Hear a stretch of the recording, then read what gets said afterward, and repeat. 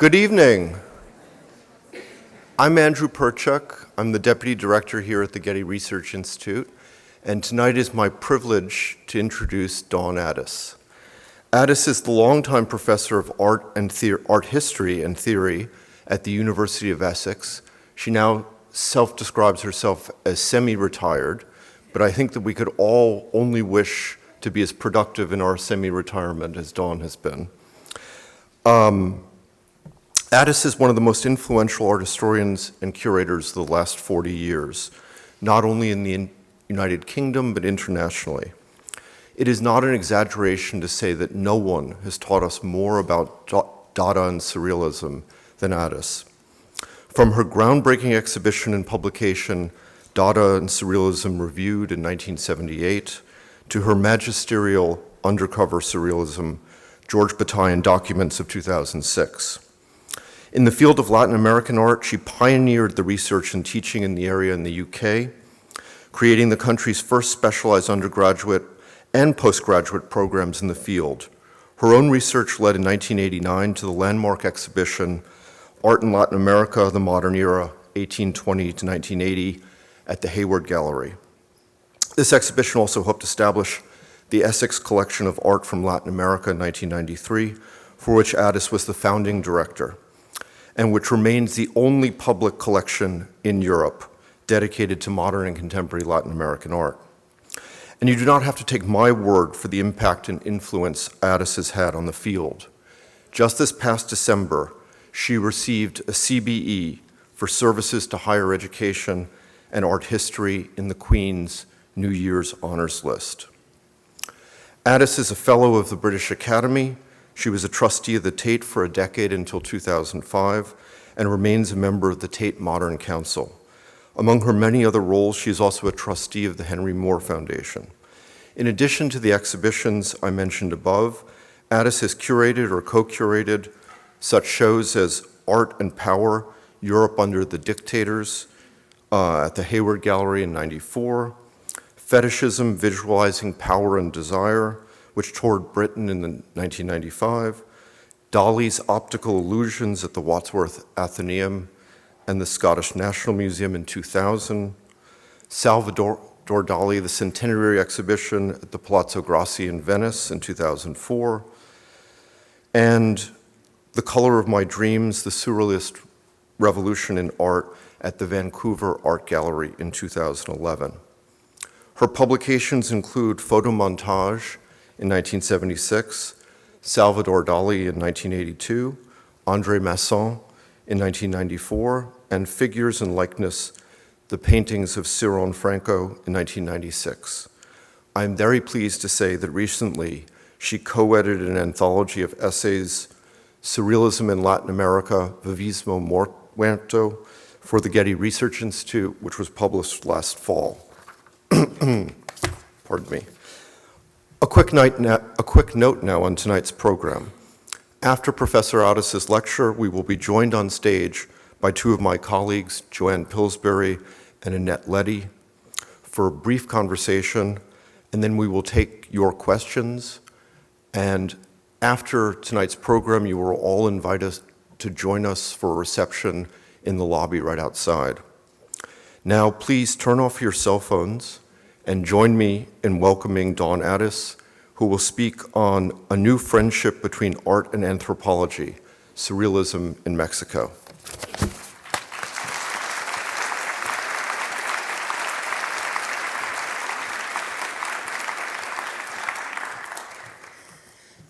Thank you very much, Andrew, for that extremely generous introduction. And I'm very grateful indeed to the Getty Research Institute for bringing me back to Los Angeles so that I can see the exhibition, Farewell to Surrealism, that Annette Leddy and Donald Cornwell have organized, which is in a sense the culmination of the project that we've been working on for the last 3 or 4 years on surrealism in Latin America, based on the extraordinary holdings that the Research Institute has in this field, which have really opened up some new areas for us. I've found it extremely exciting, and I'm holding up this book, which is one of the outcomes of the project, Surrealism in Latin America, Vivísimo Muerto. And I also want to say that I don't want to have raised any false expectations in the subtitle of my lecture, Surrealism in Mexico, because it's not a lot about the Surrealists in Mexico, though you'll see where it coincides. This does have quite a lot about the Surrealists in Mexico.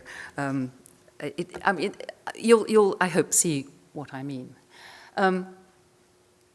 So thank you again, and I'm thrilled to have seen the exhibition, which I think is a great achievement. It is very exciting, and partly because the exhibition has so properly and generously shown the work of some of the contemporary artists and Wolfgang Paalen himself, I am concentrating on a slightly different aspect of the magazine, Din, or Dine. That is our first controversy, actually, is how you pronounce it. And I'm afraid I'm saying Din, though I think everybody else here says Dine. We can talk about that. So the magazine, could we have the lights down a little, perhaps? The magazine Din was conceived and edited by the artist and thinker Wolfgang Paalen and published in Mexico, where he had taken refuge from the war between 1942 and 1944. Andrew mentioned the two other exhibitions that I have been involved with on Surrealist magazines, Dada and Surrealism Reviewed in 1978, and Undercover Surrealism on the magazine Document, edited by Georges Bataille in 2006. And I persist in believing that the magazines are hugely important and central to our understanding of Surrealism and its legacies. Now, Paalen, okay, the title is Farewell au Surrealisme, and that is actually, he is sort of bilingual in the title of this little essay of his, Farewell to Surrealism, Farewell au Surrealisme. And this was in the first issue of Din, and he announced that he's moved on from Surrealism. But he begins the text by expressing his lasting gratitude to the movement.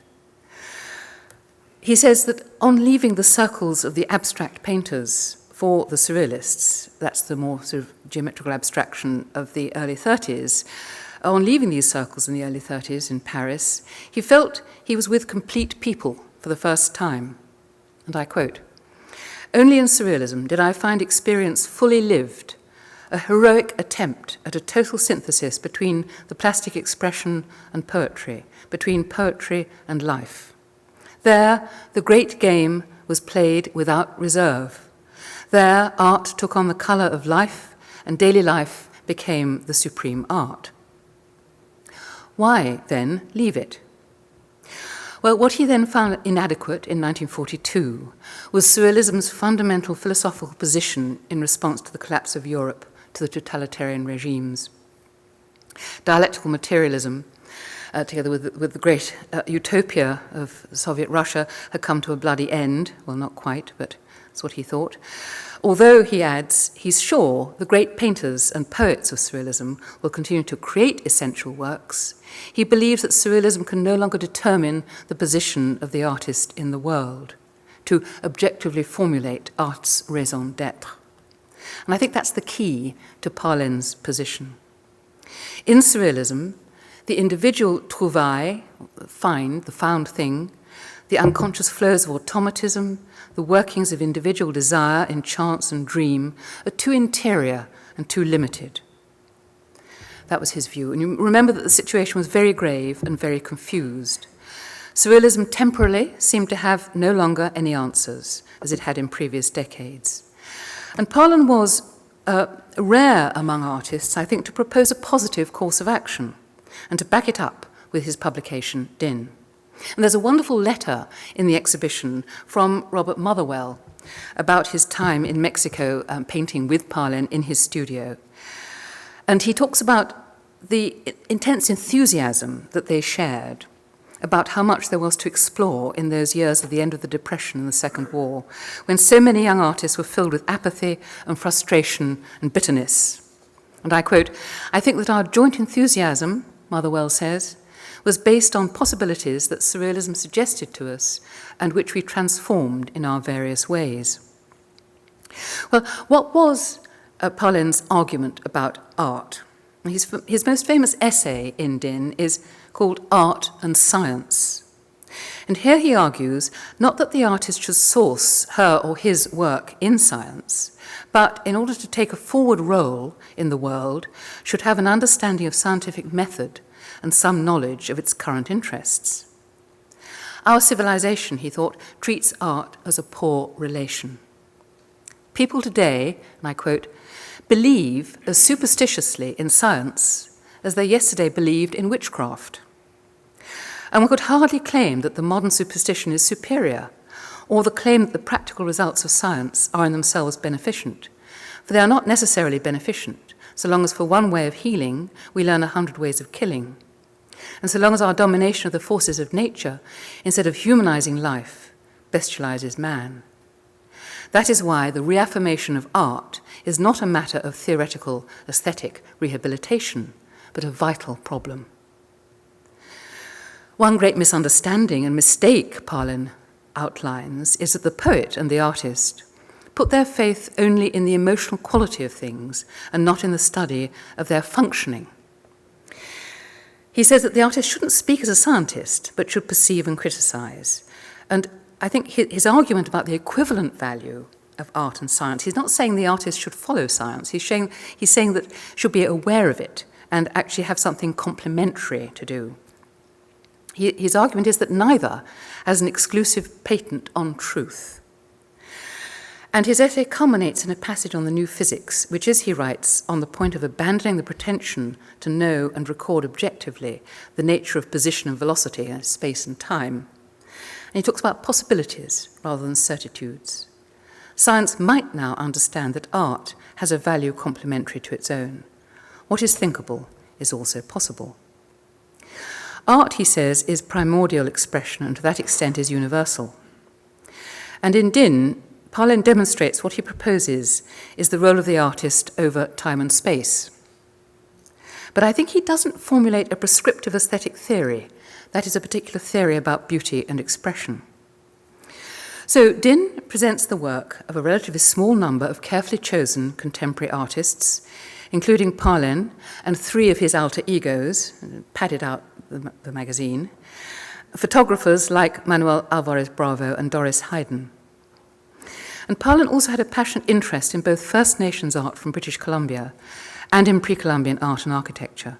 I'm sorry, British Columbia, this talk will be littered with a problematic terminology that is outdated, but that is because these are the terms that they were using at the time, so apologies for that. And Din contains some of the most important research of the period in both fields, both that of First Nations art in Canada and Alaska and pre-Columbian art and architecture. The magnificent photographs of Haida wood carvings, huge totem poles, as they call them, from the northwest coast, Olmec giant heads, like the one on the right here, and jade figurines from form extraordinary visual counterparts to the work by contemporary artists. We would have been asking too much to have an Olmec giant head in the exhibition, but it would have been very nice. So Paulin rejects the traditional distinction in Western art between the plastic arts. This is very difficult. There's no proper equivalent in English. Artes plásticas means painting, sculpture, and other forms of visible physical production. If you say plastic arts, people get the wrong idea, but I have tended to use this term. But he rejected this distinction between the plastic arts and decoration as contributing to the false divisions between Western and non-Western art. And I think that Paulin in Din inherits his attitude to non-Western art and his engagement with ethnography from Surrealism. These are the cover issues of the issue 4 to 5, and the final issue, number 6. Sadly, that was the last one, and we don't know, therefore, how he would have carried on the debate and the dialogue about contemporary art there is in there. The cover design of the Amerindian issue on the left is a watercolour by a young Kwakiutl Indian, they wouldn't be called that today, of Alert Bay in British Columbia, wouldn't be that either, representing a whale. That is the work on the left. The cover of Din 6 on the right, which echoes the abstract geometries of much of the contemporary art in Din, shows the eccentric growth of a shell after an illustration in Thomas Cook's book, The Curves of Life. And there are similar symmetrical and asymmetrical patterns from nature in Alice Rahon's paintings, including this one. The title is Never Before Has One Seen the Web of Light Woven and Unravelled in This Way. And as Jacqueline Johnson wrote in an essay on Rowan's paintings in issue number 6, they're not pictures of anything, they are projections, they are things. And the final issue is an extraordinary collection of work by very young contemporary artists, many from the United States. And I think it can be taken, in a sense, you can see through this, the way in which Din forms a very, very important stepping stone between Surrealism and the New York School after the war. But that is not the direction I'm going to be looking in, but you can see work by David Hare and by Baziotes on the right here. And they share a kind of exploratory abstraction which is not divorced from references to the figure, which has references to science and to forces, to energy, but which are actually very, very exciting. And one of the artists who is included frequently, actually, in Din all the way through is Henry Moore. This is just one spread I'm showing you, with two heads, top left, the lead and wire sculpture The Bride, 1939 to 40 on the right, and a pastel reclining figure. And this was reproduced in Din number 2. Like Parlin, Henry Moore had been a surrealist, but by 1942 was also moving on. And his stringed sculptures, of which this is a wonderful example, were directly influenced by the kind of mathematical objects that Man Ray photographed, and which there are some photographs in the exhibition which explore the nature of surfaces and tension and topology.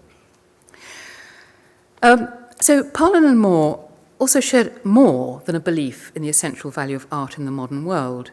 And my title came from a comment by Henry Moore, and I quote, "The new friendship between art and anthropology, if you could call it that, has been of fundamental importance to 20th century art."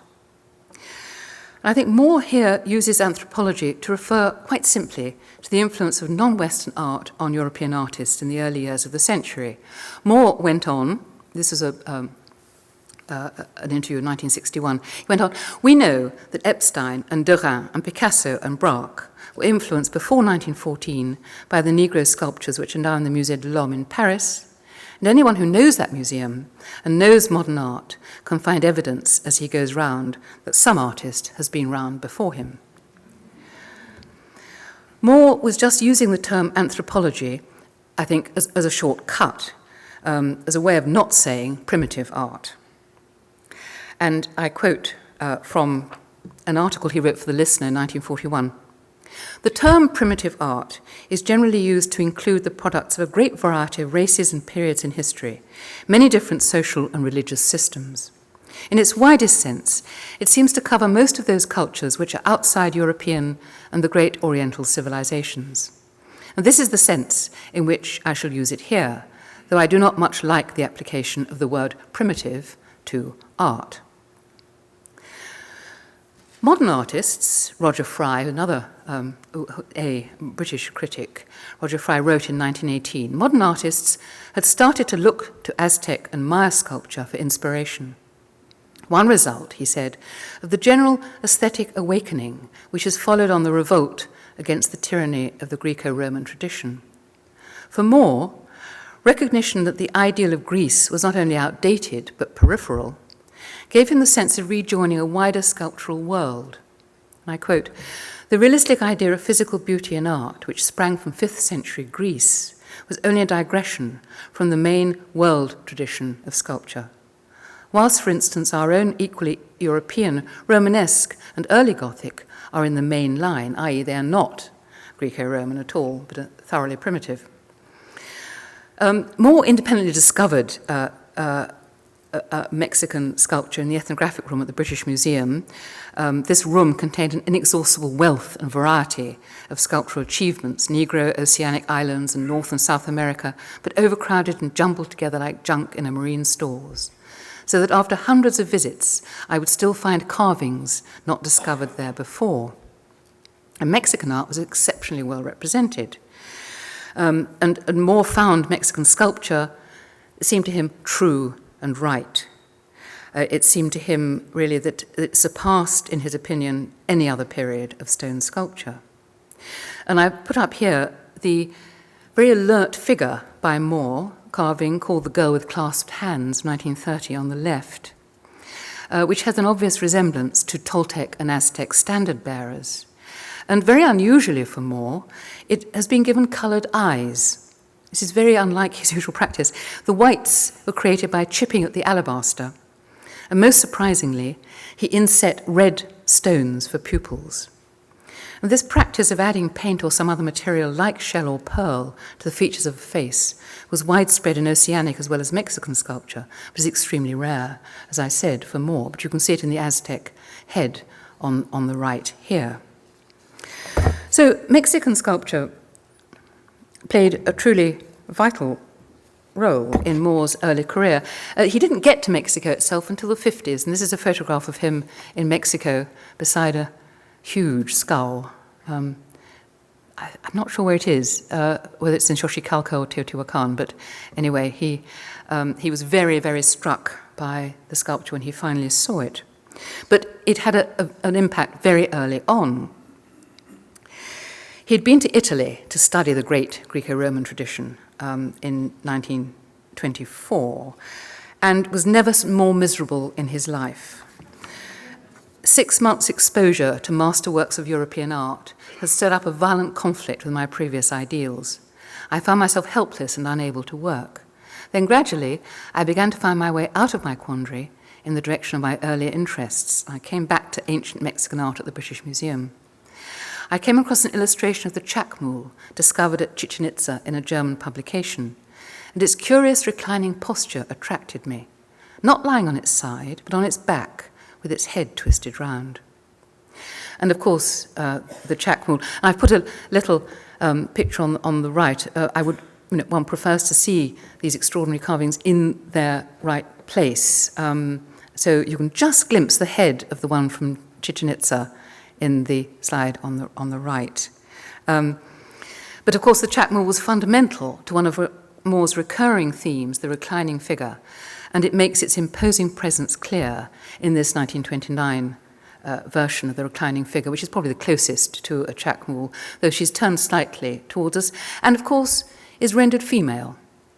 But this would lead us in a different direction from the one I want to trace. But I think there's no doubt this very, very interesting, an extraordinarily vital relationship between Moore's work and the chacmool.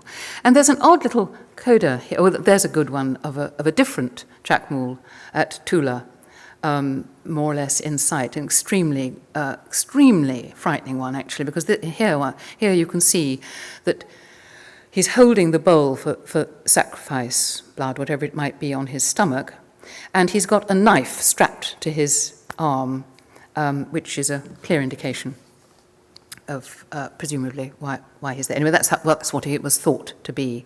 And there is a very interesting aspect of Moore's work related to sacrifice, which I can't go into now, but I have been writing about previously. Now, this is not Moore. This is by one of his tutors called Leon Underwood, also a sculptor, who actually did go to Mexico in 1928. And he planned a book about sort of revisiting Catherwood and Stevens' travels in the Yucatan.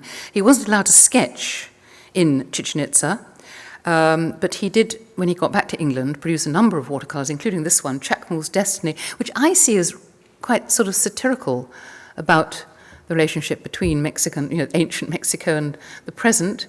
but it's hard to say. It's quite curious. And also here is a drawing from a magazine edited by Underwood called The Island, which is one of the first to reproduce any work by Henry Moore at all, which shows a design for a cathedral, which you enter rather like a Niki de Saint-Phal sculpture. And it seems to be sort of partly Chacmool, partly African in its form. But it's one of the more curious aspects of the interest in ethnography in English periodicals. Well, the friendship between art and anthropology that Moore describes was really quite one way. That is, in terms of the more sort of hard-line discipline of anthropology. And if you take it in its more scientific sense, it was very far from being friends with art. Anthropologists who were concerned to establish the objective basis of the discipline were especially suspicious of aesthetics, value judgments, the market in primitive art, and the lack of context in the presentation of sculpture from other cultures.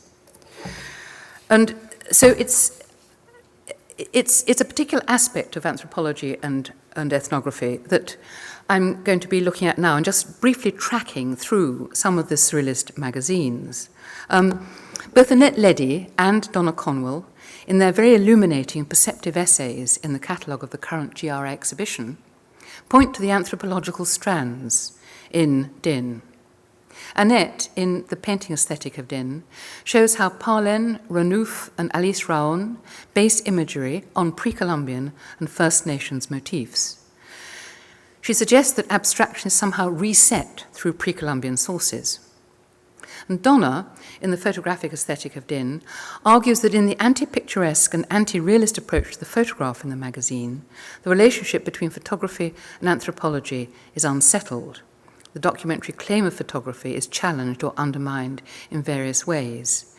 And I think it's extremely interesting, and so I want to pick up, eventually I will pick up the question of anthropology in Din, and to do so I want to sort of backtrack and look at some of the earlier Surrealist magazines. I'm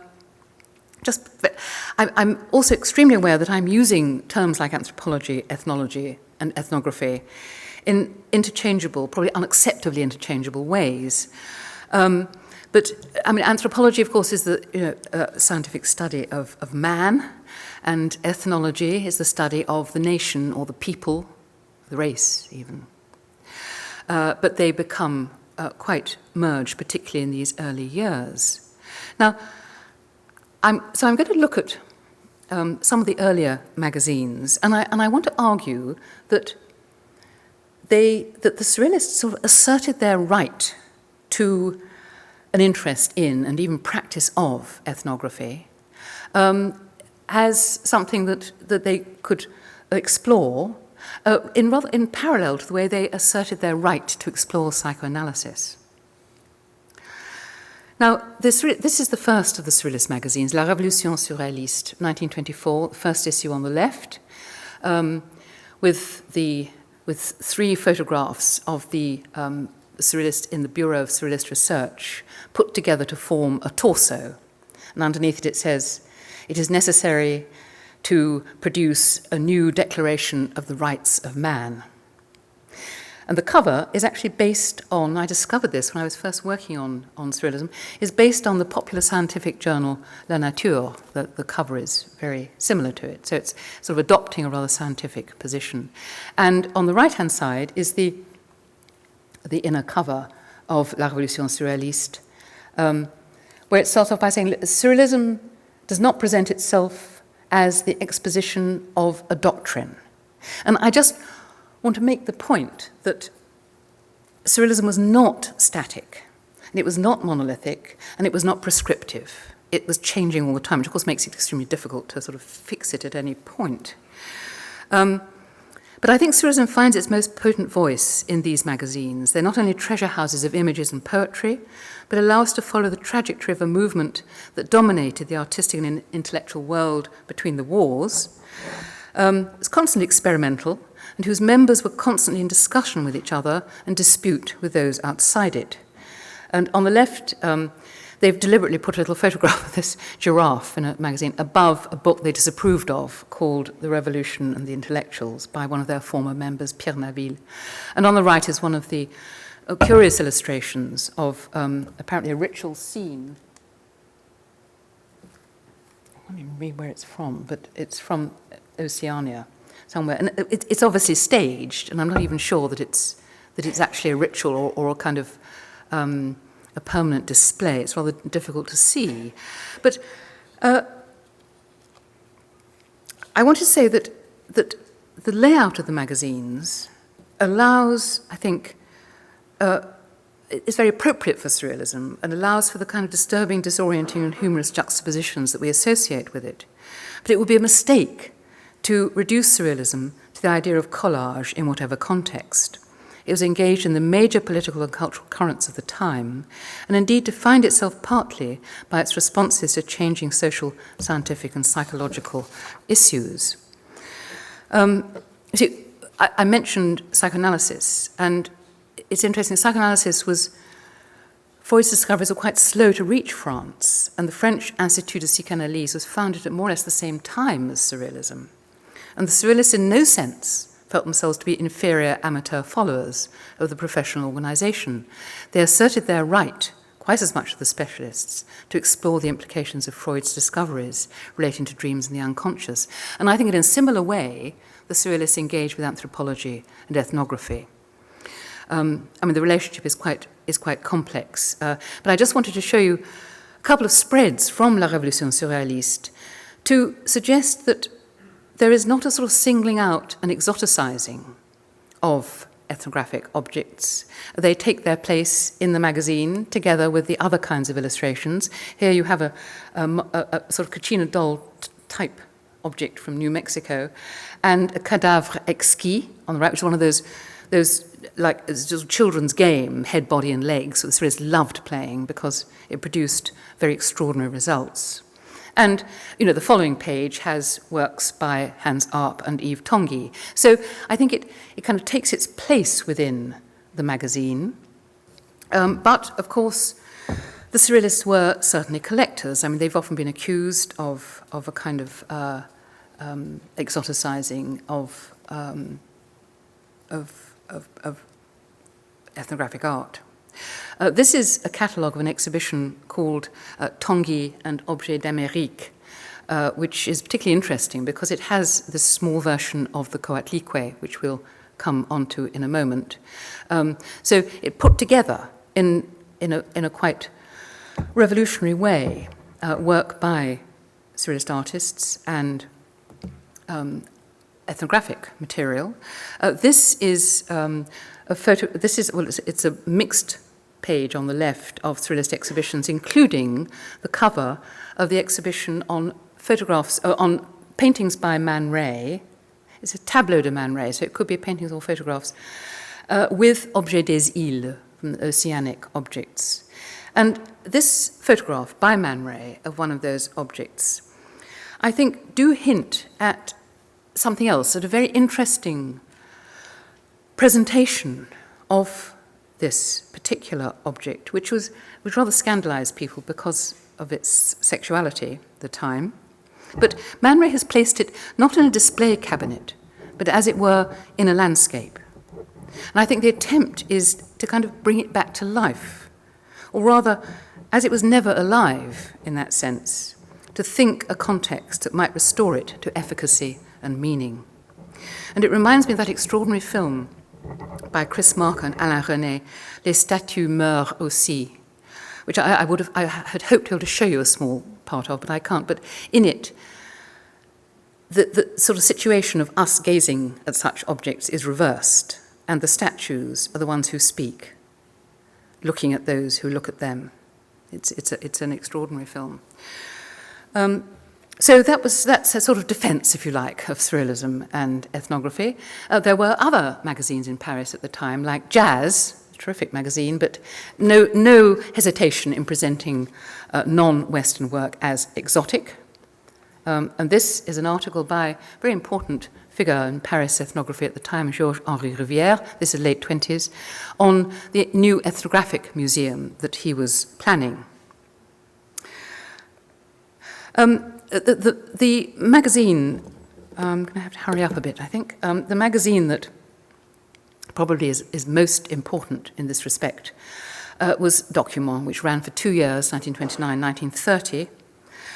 And here I think you see demonstrated very clearly that aspect that Surrealism shared with ethnography of the abandonment of the distinction between high and low culture, as well as a questioning of the value systems embedded in the term primitive.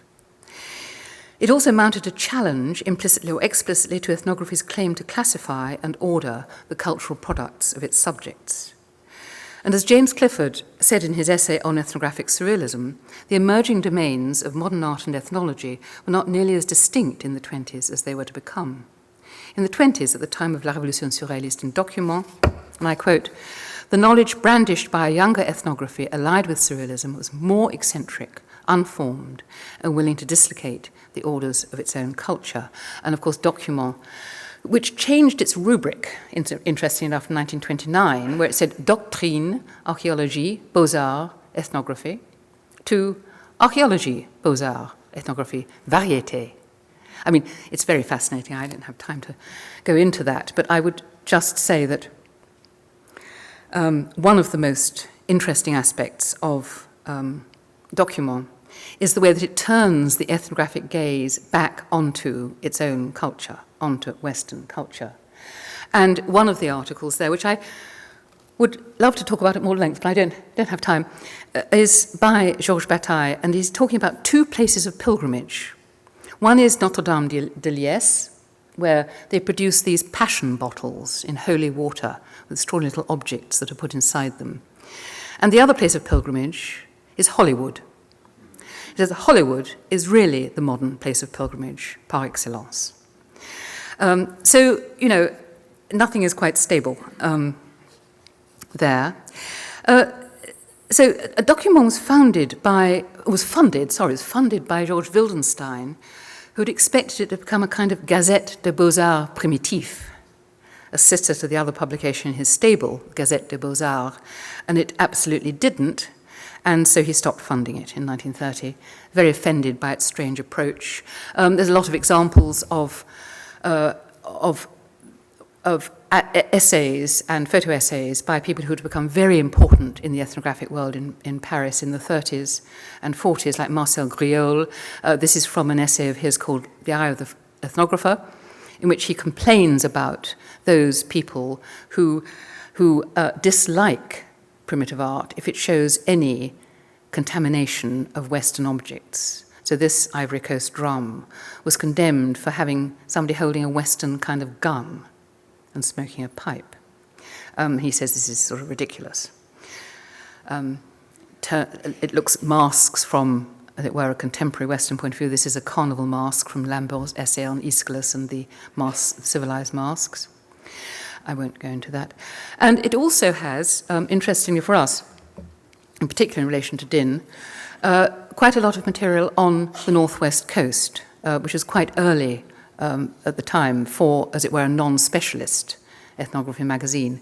And on the right, an extremely moving photograph of a little girl. As you can see, it takes you a while to realize there's somebody sitting there on this huge carved wood statue, a child sitting in front of it.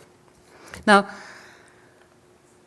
and then finally, Minotaur, the Surrealist magazine or Surrealist-related magazine from the 30s, which has particularly a very, very interesting article by Kurt Seligman in the final issue called Conversation with a Tsimshian, in which the two, Seligman and the Tsimshian, swap stories about mythical origins.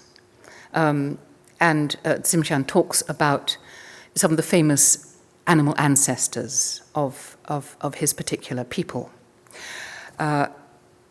Okay. Now, I want to talk a little bit about the relationship between anthropology and archaeology, which in Mexico is particularly interesting. All right. There is an essay in our recent publication that I was waving just now, Vivissimo Muerto, Surrealism in Latin America, by Daniel Garza Usabiaga, which is called Anthropology in the Journals Din and El Hijo Prodigal, a comparative analysis of surrealist inspiration, which is a really interesting article. And Daniel contrasts the respective attitudes to anthropology in Din and El Hijo Prodigal in the context of 20th century Mexico. Palin, Daniel says, sought to expunge metaphysics from art and to reconcile art with science. He criticized surrealism for poeticizing reality and the primitive, and he emphasizes the importance of the ideas of Franz Boas concerning non-Western cultures. Now, I'm not going to pursue Daniel's more controversial ideas about diffusionism in Din, other than to say that Din was marked by an insistence on the comparative as much as by the special relationship between anthropology and archaeology in Mexico, where Boas had a very significant influence. And this is a photograph, an old photograph, of the Mexican National Museum before it was reorganized. I think Boas himself had a hand in this particular display, but I'm not sure. But you can see the great statue of Coatlicue from the back here, standing up and dominating everything else, and I shall come back to that in a moment. I think anthropology and archaeology in Mexico are inseparable. And I will link this to Boas in a second. The great museums of Mexico City, such as the Museum of Anthropology and History, today incarnate a long history of questioning national identity. And as Shelley Errington writes in her book, The Death of Authentic Primitive Art and Other Tales of Progress, in Mexico, the word anthropología comprises both what is called ethnography and what is called archaeology in the United States, because in Mexico its subject matter is considered to be two aspects, pre-Columbian and current, of the same thing, the folk or nation of Mexico. And I think it's true that Mexican nationalization of the deep past is different from many national stories of the past.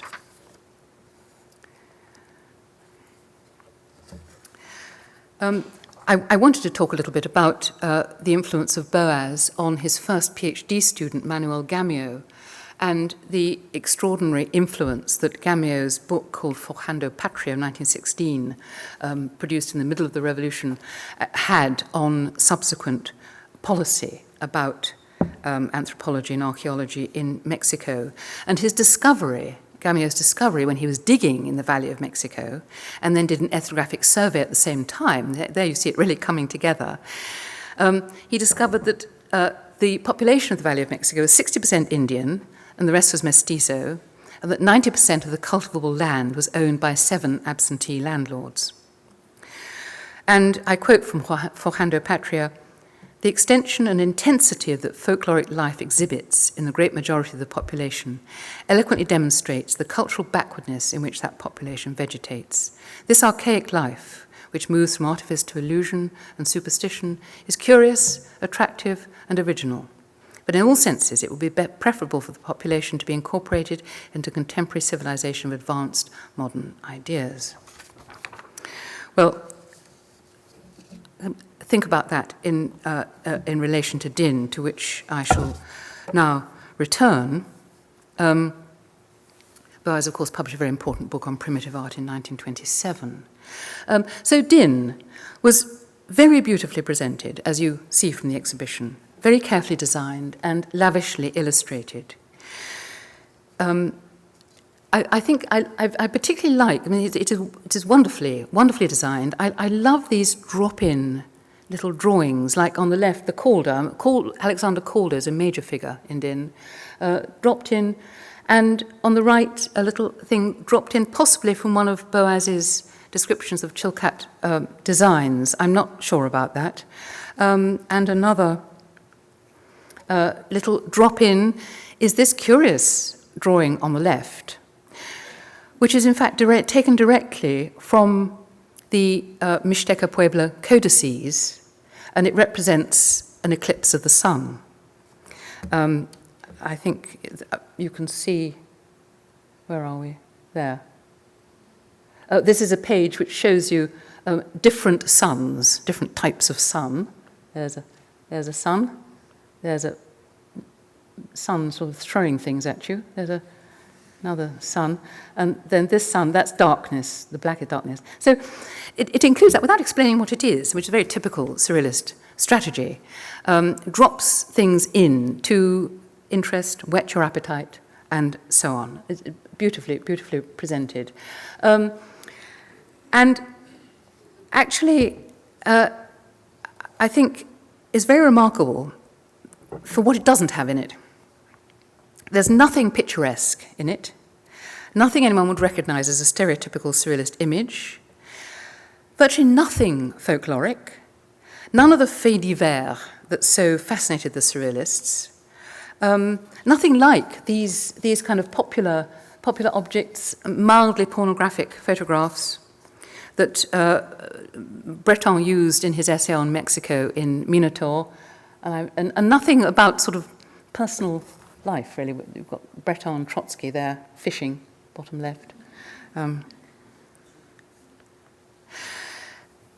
I think I will hurry up a little bit. What I wanted to do was compare this relative austerity of Din to 3 other magazines that were produced in Mexico at the same time. And I'm going to rush through these because otherwise we won't have any time to have a discussion. One was Mexican Art and Life. Mexican Art and Life is... it's like those in-flight magazines that get serious writers to promote local culture and tourist spots in various destinations, very cheerfully eclectic. And it features the indigenous Mexican painter Federico Cantú, and spreads its coverage equally over pre-Columbian, colonial, 19th century and modern Mexico. And you can see the eclecticism, the cover, this sort of indigenous painting on the inside, the kind of wonderful Baroque piece. There's no system to its aesthetics. Interesting article on the Indian problem, illustrated with a photograph by Alvarez Bravo on the left, quite picturesque photograph. I'm contrasting it with one in Din, which you see in the exhibition, by Rosa Rolanda, who was married to Miguel Covarrubias, of a girl, also Tehuantepec girl, holding one of the current literacy manuals produced for a socialist education. And it's one she's photographed from slightly below, so she has that look of the Soviet constructivist heads of Lissitzky and Rodchenko. I don't think this is typical, really, of Din or the surrealists, whose concerns with present-day society didn't run to favouring the ideas of progress and modernity. And the other two are Conans Americanos and El Hijo Prodigal, which show considerable familiarity and to an extent sympathy with surrealism. Conans Americanos was described in the New York surrealist magazine VVV as by far the best review appearing in Mexico. The contributors are mostly Mexican intellectuals and Spanish Republicans. The editor was Hon Ilaria, who published an important study called Surrealism Between the Old World and the New, and he slipped in, among the relatively limited illustrations in Conans Americanos, some collages. There's a painting by Tanguy, shows the surrealist painter Tanguy, and this manipulated image on the right, which I think is by Ilaria, though it's not credited, which is an altered Virgin of Guadalupe. It concludes Ilaria's visual essay on Picasso, and you can see that the horns of the moon, on which the Virgin traditionally stands here, are turned into the horns of a bull, and the Virgin thus metamorphoses into Europa, snatched by a bull.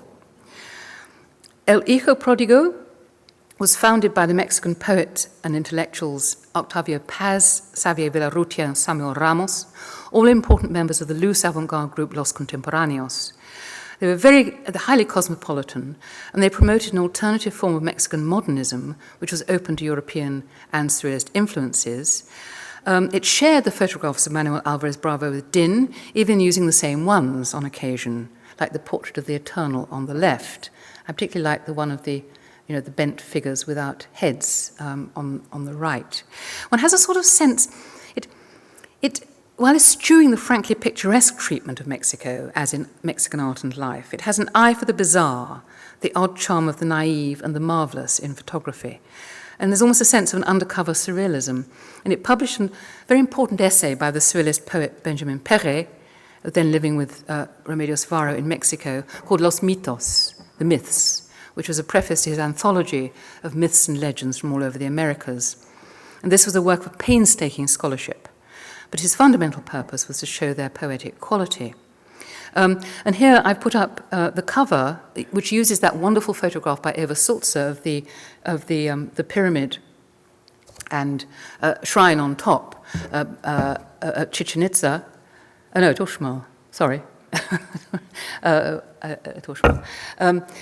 This is the Perez translation, one of the first translations, I think, into French, of one of the great Mayan prophetic books, the Book of the Chilam Balam, Livre de Chilam Balam, which was published later in Paris. And I think that it's the combination of serious scholarship. It's not just looking at the past, at Mayan culture, at the codices and so on, from the perspective of their exoticism and fascination, but as a serious aspect of an important sort of world culture. But El Hijo Prodigal also published one of the oddest invocations with surrealism ever to have appeared in a study of pre-Columbian sculpture. This is Paul Westheim's El Espíritu del Arte Azteca, the spirit of Aztec art, in 1946. And in the extensive literature dealing with non-Western art, which almost always tries to find a way of talking about its character and its effect in terms of Western aesthetic conventions and art history, but what else do Western critics have, I suppose? But this is one of the oddest. I quote that it starts okay. It says, "The monumental work of Aztec art is the great Coatlicue of the National Museum of Anthropology, Mexico. It is monstrosity monumentalized to the sublime. The history of world art knows only one similar case, only one visionary creation where monstrosity has been shaped with identical vigor, Dante's Inferno. Westheim warns that one shouldn't approach with modern aesthetic concepts an entirely different view of the world, and then he does exactly that. He compares the apparent juxtaposition of fragments in the Coatlicue with surrealism. He compares, so what you have here, I'm sorry that the slide is rather disappointing, and I wanted to use this one because of the rather unusual angle it's taken at. It's not absolutely frontal. You see the Coatlicue, which has a necklace of hands and hearts. It has a fragment of human flesh just drooping a bit because the heart's been taken out. There's the skull in the center, there's a serpent skirt, there are serpent heads at the shoulders, there are two serpent heads meeting at the top. And there are eagle's claws underneath, because part of what it's about is the birth of Huitzilopochtli. But it's also a kind of extraordinary, coherent and complete summary of a world view, which I don't think can in any sense actually be linked to surrealism. So that's my particular grouse about Westheim and this article, which was actually taken, people were very interested in the fact that he was using surrealism and an apparent surrealist aesthetic of collage and fragmentation and juxtaposition to talk about one of the great masterpieces of Aztec art. Well, set against these, Din has nothing really of the picturesque. I don't think it has anything Aztec in it either.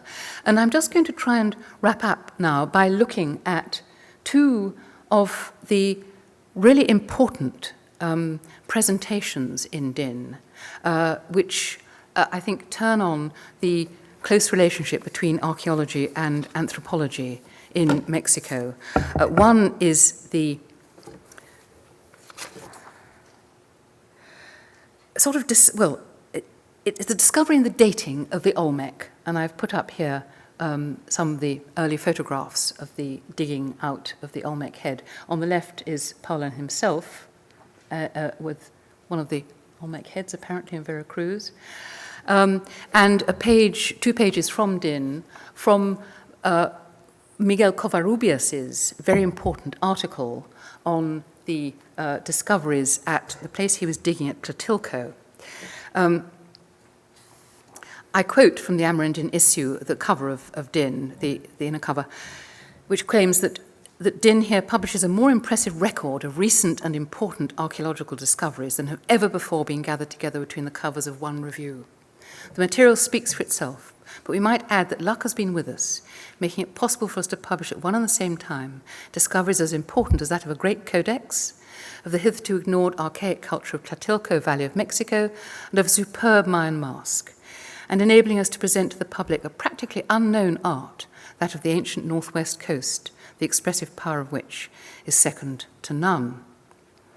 Well, the discovery of the Olmec, these are 2 pages from Conans Americanos, which were reporting the same event, that is, a round table that was called to determine once and for all the actual the date of the Olmec, or rather not so much the date as where it could be situated, this Olmec civilization, in relation to other known civilizations.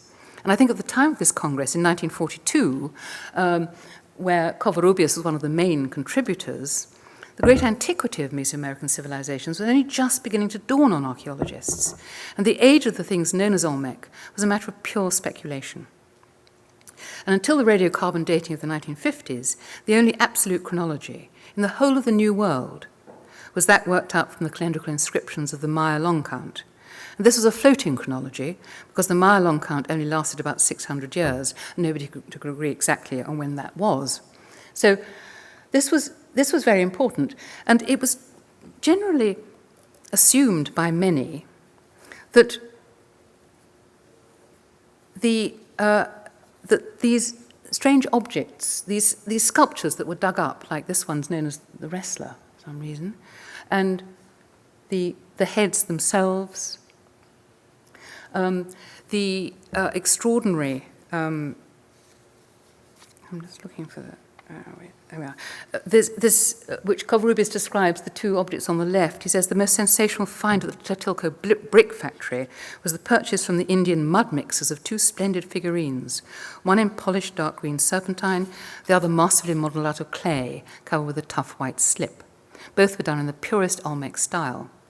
And the fact these were discovered at the same archaeological level as the pottery and figurines known as archaic was a crucial step in the identification of the Olmec. Notice the very, very sort of curious features of the faces, which are really quite distinctive, and people were really very puzzled about where exactly they came from. And it was only in 1942 that, at this Congress, it was finally agreed, with the new evidence from Covarrubias and from Sterling, that they must actually be really, really old. that is and now the dates with some radiocarbon dating, I mean, it's now been pushed back to sort of 1000 to 600 BC. I mean, it's very, very much older. But the notion of this sort of time frame for Mesoamerican archaeology was really very new at the time. So that was one thing that was discovered in and presented in Din and in other places. Covarrubias was very interested, and he was the one who was presenting it mostly in Din. He was interested in what he saw as a continuity here of the features of the Olmec, the great stone heads, and the living inhabitants of that region.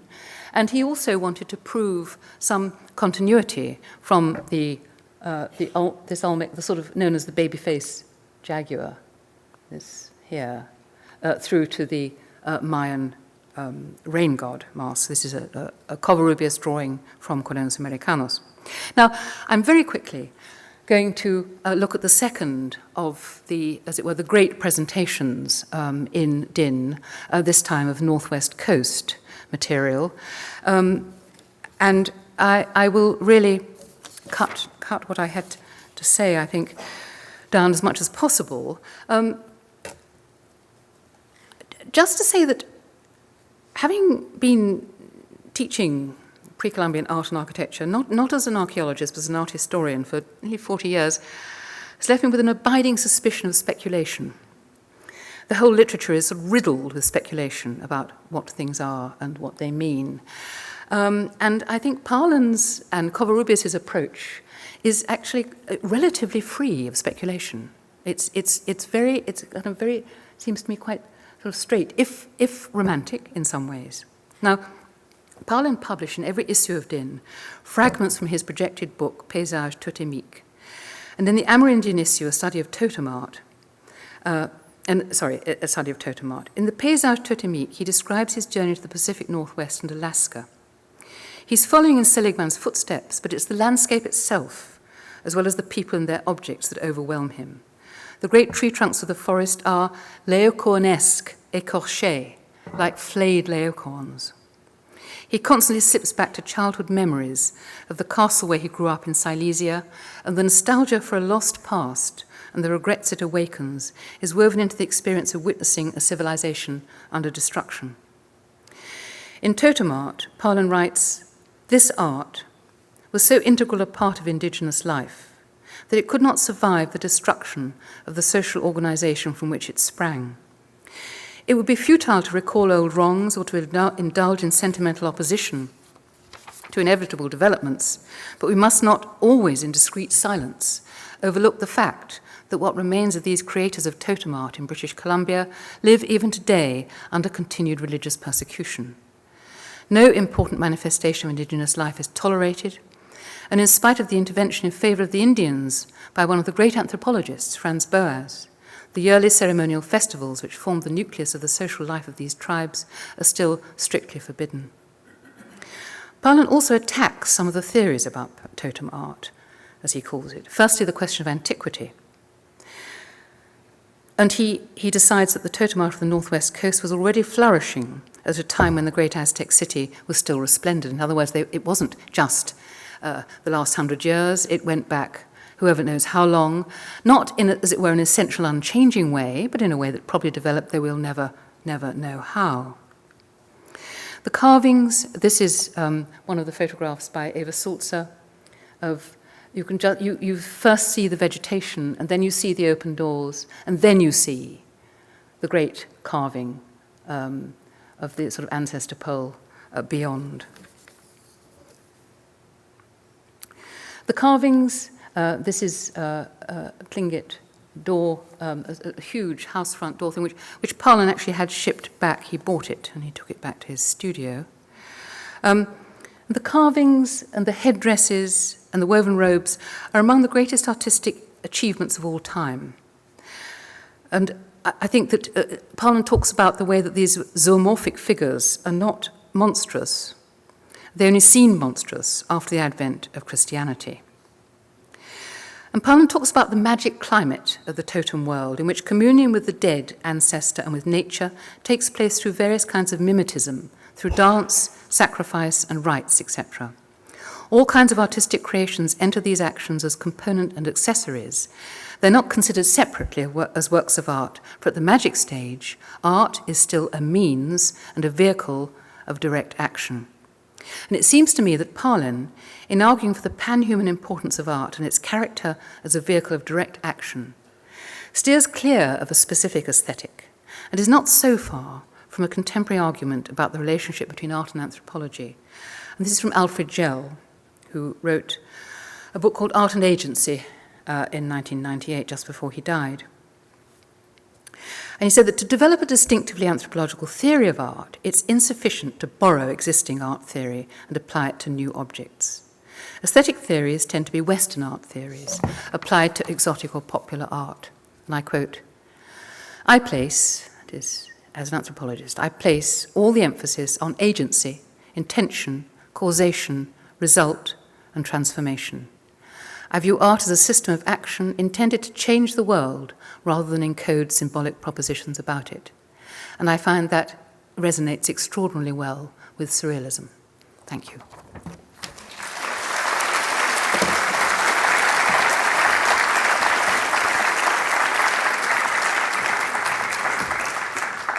So to my left is Joanne Pillsbury, the Associate Director for Scholarly Programs at the Getty Research Institute, formerly the Director of Pre-Columbian Studies at Dunbarton Oaks. She is a specialist in ancient Andean art and architecture who has conducted archaeological fieldwork on the coast of Peru and has published recently on the history of archaeological illustration and the history of collecting pre-Columbian art. And at the far end is Annette Leddy, who is co-curator of the exhibition Farewell to Surrealism, the Dine Circle in Mexico, which we heard a little bit about from Dawn, and co-editor of the accompanying volume. She's a cataloger and consulting curator of the archives at the Getty Research Institute, and a writer on art and literature. Dawn, thank you so much for that lovely, lovely talk. But we don't have much time, so we'll jump right in.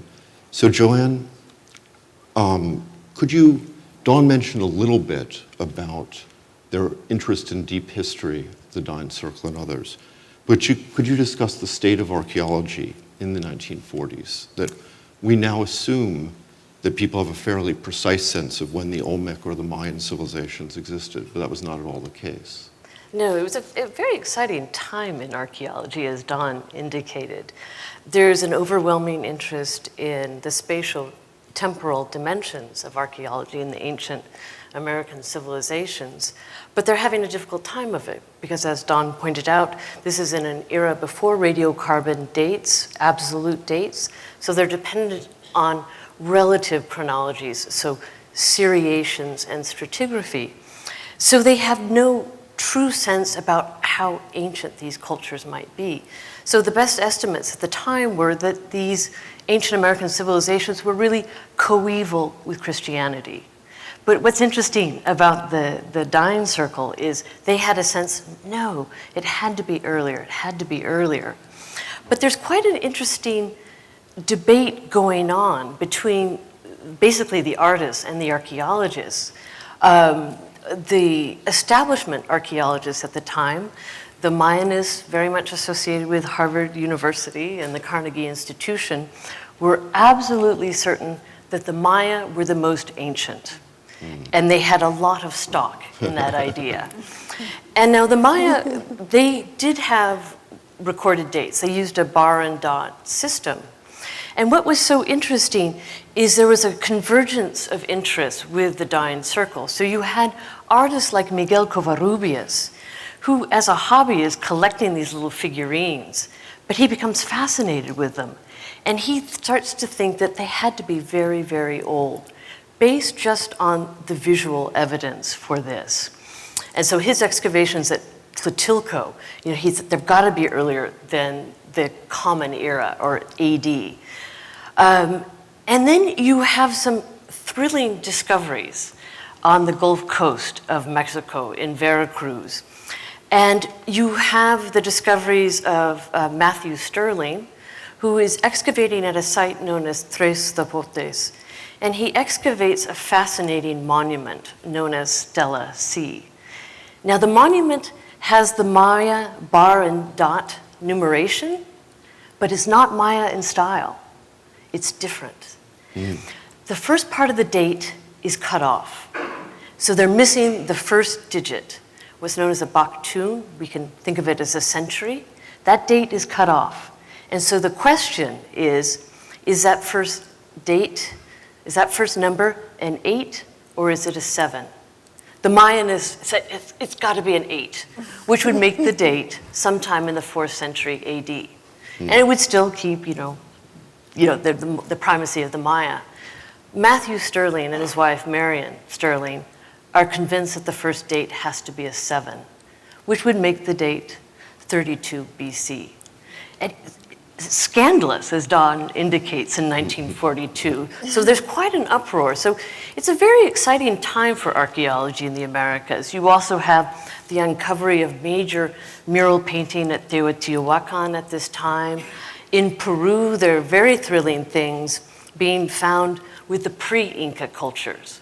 So all of a sudden they're discovering that history was going back quite far indeed.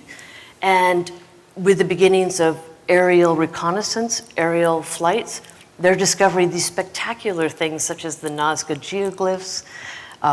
They're discovering caches of mummy bundles on the coast, and some of the most brilliant, fantastic artistic styles associated with cultures centuries before the Inca.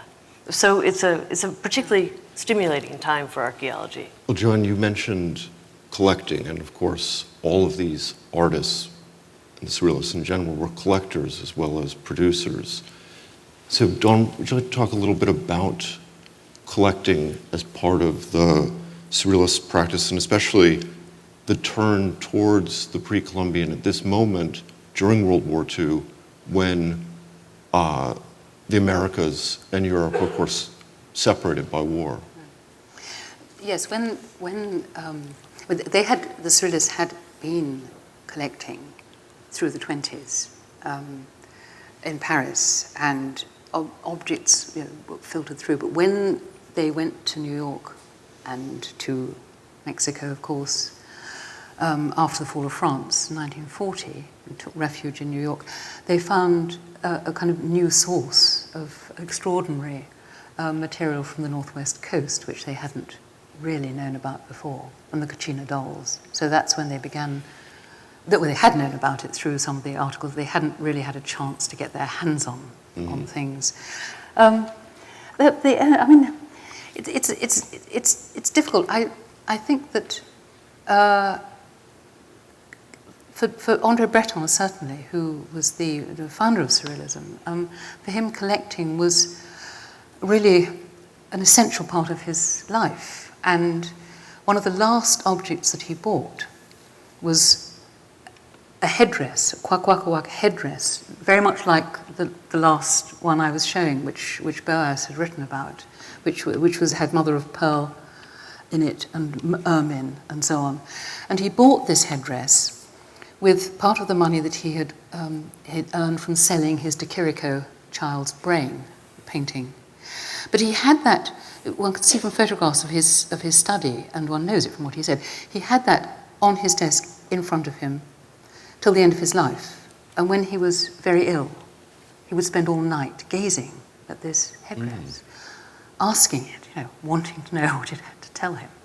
I find that very moving. I mean, what can you know about it? So it's obviously they also were very interested in learning as much as they could about the particular context and the particular culture in which these objects came, but nonetheless they still remained incredibly important as objects. It sort of begs the question, though, is their relationship a kind of primitivism, or is it something different? Well, this is one of the reasons I find Dine so interesting, is that I think there you see, you can't call it primitivism anymore, because it is to do with an idea about, I really do think it's to do with the notion of art as agency, which is something the Surrealists certainly also thought.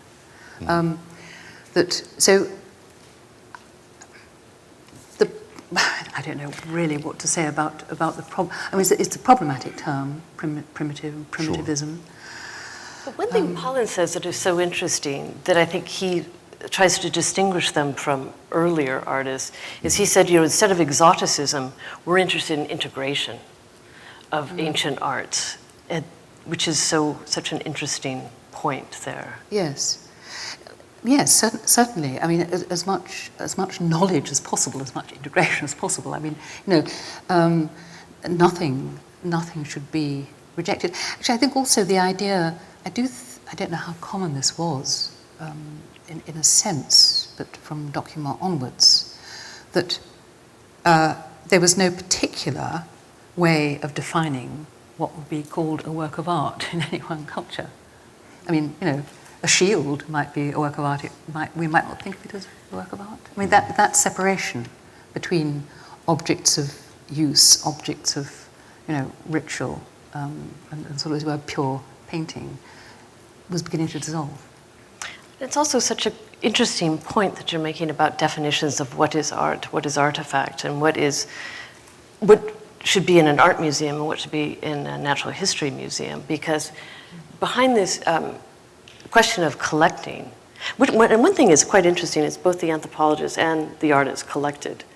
And Marcel Mauss and Marcel Griol and so forth thought that that's essential that you collect, because the objects are more of a pure attestation to evidence. But this relationship, particularly with pre-Columbian art, is so interesting. And there are various claims for various exhibitions that were the first exhibition of pre-Columbian art to be shown as art rather than as an artifact in a natural history museum. And there's a very important exhibition in Paris in 1928 But it actually, the history goes back earlier, and the Metropolitan Museum of Art, for example, in New York, its first pre-Columbian object comes in as early as 1879. They have their first exhibition of pre-Columbian in 1894. But what's interesting is in 1914, for whatever reasons, the Met decides that it's not appropriate for the Met and ships that material across the park to the Museum of Natural History. But one of the things you're pointing to is that it was not just these artists, but artists, many of whom connected to Surrealism, who were instrumental in changing the way that people looked at these objects and moving them from ethnographic museums into art museums. Well, I mean, in London, within living memory, the British Museum decided to found a Museum of Mankind. Museum of Mankind, everything that wasn't European. so all the ethnographic objects were shunted into the Museum of Mankind. They've been shunted back again now, but these things happen. Changing things up a little bit, I mean, Annette, the artists, we've been talking mostly about anthropology or archaeology, or its co-penetration in Mexico at a certain moment, but these artists were interested in other sciences and relationship between, as Dawn pointed out, art and science more generally. Yeah, I mean, they had theories about it, but you also can see in their work the way that they just, in a sense, drew inspiration from science. Palin, for example, would read these books of physics about matter and light, and then he would try to paint this world that was described, that is invisible to us. And in another sense, he also tried to, in some way, fuse it with another unknown, which was the world of these ancient peoples, about whom, it's sort of two mysteries, and fuse them. And that became a kind of practice, and it led to some remarkable work. When those of you who've seen the exhibition will see that part of it is relating each of the major artists in the Din or Dine circle to a branch of the natural sciences, and make some fascinating connections that way. I want to stay with the actual art for a minute, and one of the remarkable things that you showed, Dawn, are the illustrations in these magazines. And in Din especially, the pre-Columbian illustrations of Covarrubias. And I wonder if you could talk about those and maybe put them in relation to some of the illustrations in some of the other journals. Yes, I mean, I'm going to ask Joanne to pick that up in a moment because I know she has you've done a lot of work on that. But the illustrations of the pre-Columbian and Covarrubias's drawings are quite extraordinary. I think he also, as I understand it, possibly interprets some of them according to how he thinks the Olmec face might look. There's no such thing as illustration without interpretation. Right. Yes, exactly. Some of the photographs actually in the Surrealist magazines, not just in Din, but also in La Revolution Surrealiste and in Minotaur, turn out to be really very old. I mean, they're 19th century photographs of Bellacula, I don't know quite what one would say nowadays, Bellacula Indians in Berlin in the 1880s in La Revolution Surrealiste. I mean, very... so they're not contemporary. Was that in Din? So they're not always contemporary. They find some of the other ones. Some of them are.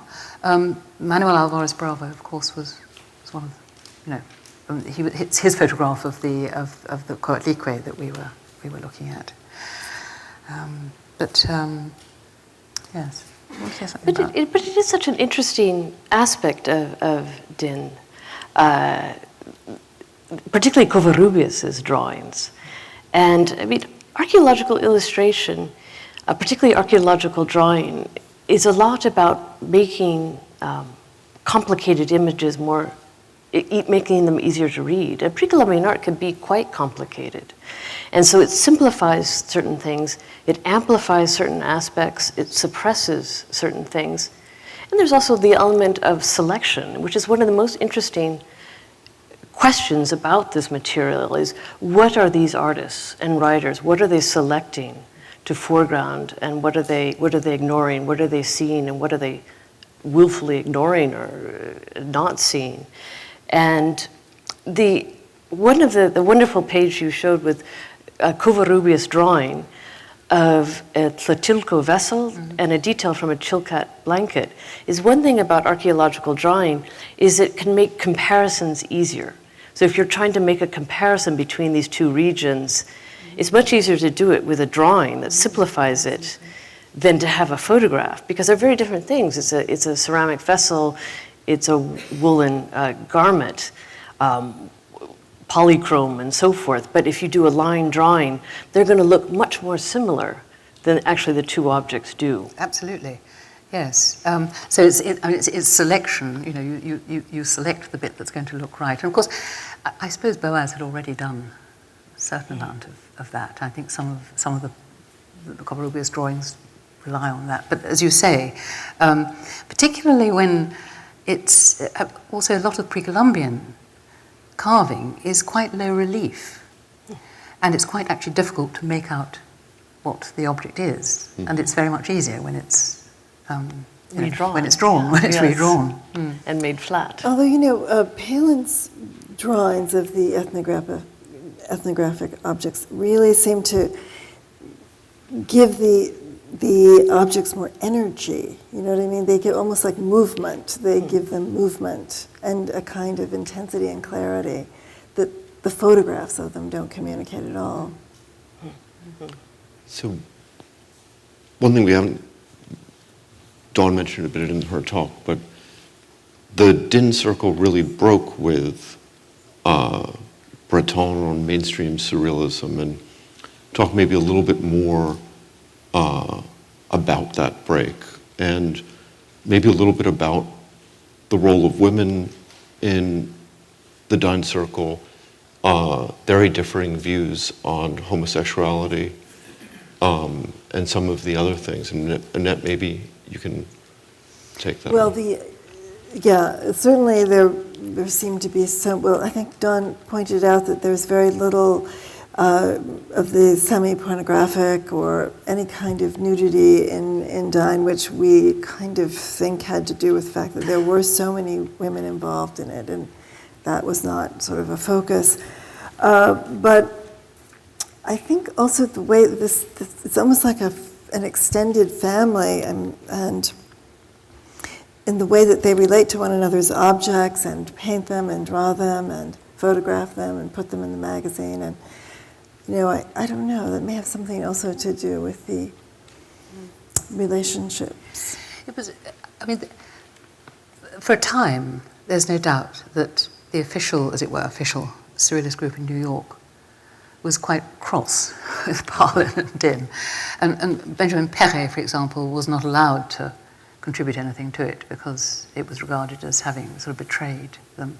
Later, Palin rejoined the Surrealists, so it wasn't a permanent break by any means. But at the time in Mexico also, the group was quite small. I mean, Palin, and he had with him Gordon Onslow Ford, Jacqueline Johnson, of course Alice Rowan, César Moreau, and then Perret and Remedios Varo, Leonora Carrington, and so on. These were two, and they knew each other, and they interacted a bit. You know, it wasn't daggers at dawn at all. They were, and it was a very interesting period too in Mexico, because there was really considerable cafe society. You know, it was a sort of intellectual cafe society in which the Surrealists felt very at home, and as it were, post-Surrealists as well. Yes. So, please join me in thanking Dawn and Joanne and Annette, and join us